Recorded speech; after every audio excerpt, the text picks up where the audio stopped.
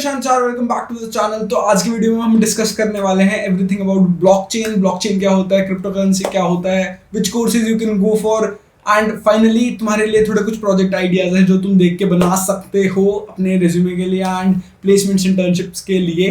तो let's get started. तो सबसे पहले क्वेश्चन पे आते हैं, what is blockchain. So blockchain is a real time peer to peer distributed immutable database. अब इसमें बहुत सारी टर्म्स आ गई है, बारी बारी सारी टर्म्स के बारे में बात करते हैं कि एग्जैक्टली ब्लॉकचेन है क्या।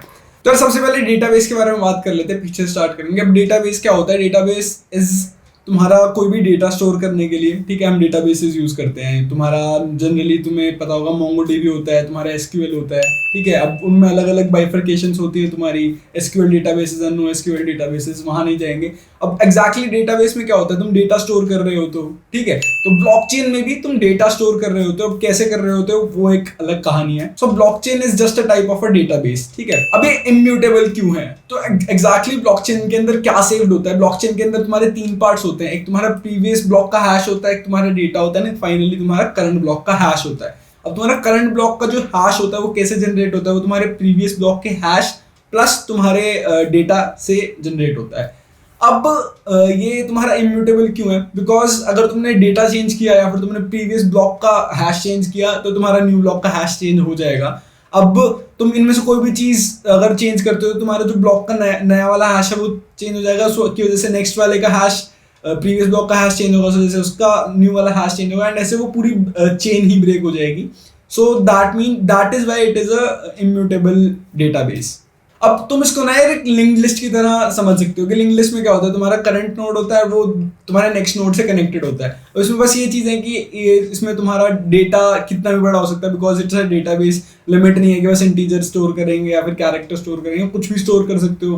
प्लस इसमें तुम्हारे हैशेस आ जाते हैं। अब हैश एग्जैक्टली क्या होता है? हैश को तुम एक अपने फिंगरप्रिंट की तरह समझ सकते हो। तो उस ब्लॉक का वो एक यूनिक आइडेंटिफायर है। अब यूनिक आइडेंटिफायर मतलब कोई आईडी टाइप की होगी, that is hash. Now comes decentralised versus centralised. क्या होता है? अब डिसेंट्रलाइज्ड और सेंट्रलाइज्ड समझने के लिए हम एक एग्जांपल लेते हैं। सेंट्रलाइज्ड का मतलब क्या है? जो तुम्हारे बैंक्स होते हैं या फिर तुम्हारा फेसबुक हो गया या तुम्हारा यूट्यूब होगा, उसमें क्या होता है, उन्होंने एक सर्वर्स खरीद रखे हैं और वो एक जगह पे सिचुएटेड है। तो उनका जो सारा डेटा है वो सिंगल वहीं पे सब कुछ स्टोर्ड है।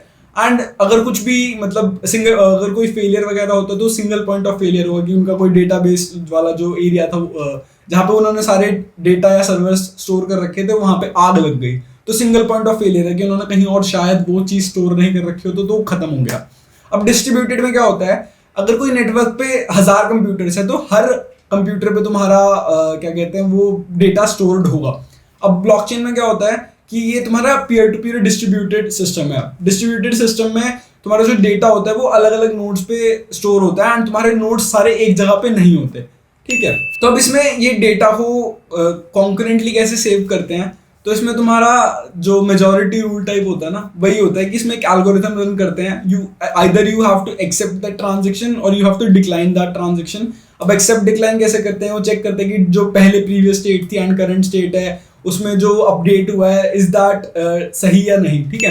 और अगर 50% से ज्यादा वोट्स हो जाते हैं, मतलब 51% या मोर वोट्स हो जाते हैं, तो that transaction is valid and उसको तुम अपने ब्लॉकचेन में ऐड कर देते हो।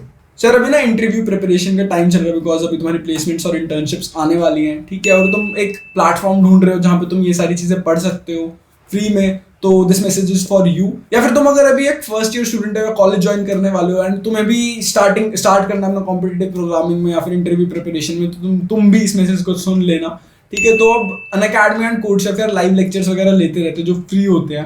अब तुम्हें उसके लिए क्या करना होता है? तुम्हें बस एक काम करना होगा, जो मैंने लिंक डिस्क्रिप्शन में दे रखा है उसमें जाकर तुम्हें रजिस्टर करना होगा अपने मोबाइल नंबर के साथ एंड मेरा कोड यूज करना होगा निशांत सी। उससे क्या होगा, तुम जितने भी उनके फ्री लाइव लेक्चर्स वगैरह हैं वो एक्सेस कर सकते हो।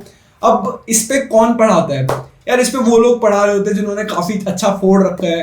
अब तुम्हारी जो ड्रीम कंपनीज होंगी उनमें इंटर्नशिप कर रखी है या फिर फुल टाइम ऑफर है उनके पास, या फिर वो आईसीपीसी में तुम्हारे फाइनलिस्ट रह चुके हैं, या फिर तुम्हारे 7 स्टार कोडर हैं तुम्हारे कोड शेफ पे। अब ये सारे लोग तुम्हें वहाँ पे पढ़ा रहे होंगे तो तुम सोच सकते हो कि कंटेंट काफी ज्यादा बढ़िया होने वाला है and they are one of the best teachers apart from me of course. तो तुम जाके रजिस्टर कर लेना।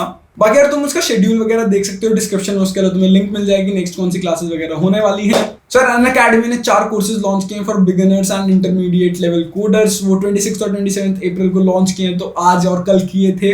अब तुम जाके चेकआउट कर सकते हो, अगर तुम्हें कोई भी कोर्स तुम्हारी नीड्स के साथ सेटिस्फाई कर रहा है तो तुम you can buy the subscription, and subscription buy करते time you can use my code निशांसी, उससे तुम्हें 10% ऑफ एक्स्ट्रा मिल जाएगा। अब बढ़ते आगे वीडियो की तरफ। Sir next comes your crypto currency. अब क्रिप्टो करेंसी में 2 वर्ड्स है तुम्हारे, क्रिप्टो एंड करेंसी, ठीक है। अब crypto is a part of cryptography, ठीक है। अब जब तुम ब्लॉकचेन पढ़ रहे हो तो ब्लॉकचेन में एग्जैक्टली जो हैश जनरेट हो रहा था वो कैसे हो रहा था, वो क्रिप्टोग्राफी से हो रहा था। तो जो तुम्हारा बिटकॉइन है उसमें SHA-256 यूज करते हैं, वो एक हैश फंक्शन है, एक एल्गोरिथम है जिससे तुम उसका हैश जनरेट करते हो। अब सबका अलग अलग एल्गोरिथम होता है, इथीरियम के लिए अलग एल्गोरिथम है, या फिर अब डिपेंड करता है वो कौन सी टेक्नोलॉजी पे बेस्ड है तुम्हारा ब्लॉकचेन वाला सिस्टम या जो तुम्हारी क्रिप्टो करेंसी है। अब क्रिप्टो करेंसी में जो भी तुम्हारे ब्लॉकचेन वाले एडवांटेजेस है वो सारे हैं, डिसेंट्रलाइज होता है, ठीक है, ये पीयर टू पीयर होता है, देन ये इम्यूटेबल होता है, एंड एक सिंगल पॉइंट ऑफ फेलियर नहीं होगा यहाँ पे, किसी एक ऑर्गेनाइजेशन पे डिपेंड नहीं करता। तो तुम समझ गए होगे एग्जैक्टली जो तुम्हारा बिटकॉइन है फिर इथीरियम है वो है क्या। तो यार वीडियो को अब तक देख रहे हो तो वीडियो को लाइक कर दो, सब्सक्राइब कर दो चैनल को अगर अब तक नहीं किया है तो, एंड बेल आइकन वगैरह सारे आइकन दबा देना। अब आगे बढ़ जाते हैं। तो यार आगे बढ़ने से पहले नेक्स्ट चीज जो तुम्हारी है वो है स्मार्ट कॉन्ट्रैक्ट्स। अब स्मार्ट कॉन्ट्रैक्ट्स क्या होते हैं, जो इथीरियम है ना यार तुम्हारा, Ethereum is a type of crypto currency और एक नेटवर्क टाइप है, ठीक है। Ether is a crypto currency and Ethereum is तुम्हारा पूरा नेटवर्क। अब उस पे जो तुम कॉन्ट्रैक्ट्स वगैरह लिख सकते हो अपने खुद की, तुम कोई एप्लीकेशन बनाना चाहते हो तो उसके लिए तुम एक लैंग्वेज यूज करते हो, that is solidity, and solidity में तुम लिखते हो स्मार्ट कॉन्ट्रैक्ट्स। अब यार तुम खुद का पूरा ब्लॉकचेन तो नहीं बनाओगे बैठ के कि तुम पूरा अपना ब्लॉकचेन बना रहे हो, फिर उसको पीयर टू पीयर, डिसेंट्रलाइज, ये वो इतनी सारी चीजें करनी है, तो ये सब तुम्हारा हो रखा है।